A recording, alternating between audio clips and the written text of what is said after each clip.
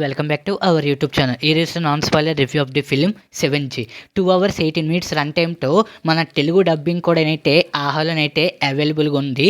So movie చూసిన తర్వాత నా ఒపీనియన్ చెప్పాలంటే 2-3 months బ్యాక్ అయితే ఈ మూవీ అయితే తమిళ్ లాంగ్వేజ్లో అయితే రిలీజ్ అయింది. అప్పుడు మన తెలుగు వెర్షన్ అయితే రిలీజ్ చేయడం అయితే జరిగింది, రిలీజ్ చేయలేదు. సో ఇప్పుడు మన తెలుగు లాంగ్వేజ్ కూడా నా ఆహాలోనైతే అవైలబుల్గా ఉంది. సో మూవీ చూసిన తర్వాత నా ఒపీనియన్ చెప్పాలంటే just one time watch film అనిపించింది. జస్ట్ రొటీన్ స్టోరీని ఏదో జస్ట్ అలా క్యాజువల్గా అయితే తీయడం అయితే జరిగింది. Written and director by N Harun. So ఇప్పుడు దాకా 4 ఫిలిమ్స్ అయితే తీశారు. ఆ 4 ఫిలిమ్స్ కూడా పెద్దగా ఏం అనిపించలేదు. ఇది 5th ఫిలిం కూడా.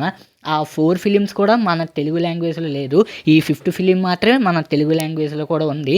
ఇంకా స్టోరీ విషయానికి వస్తే ఒక ముగ్గురు వ్యక్తులు ఒక కొత్త ఇంటికి అయితే వెళ్తారు. దాని తర్వాత అందులో అయితే దెయ్యం అనేది ఉంటుంది.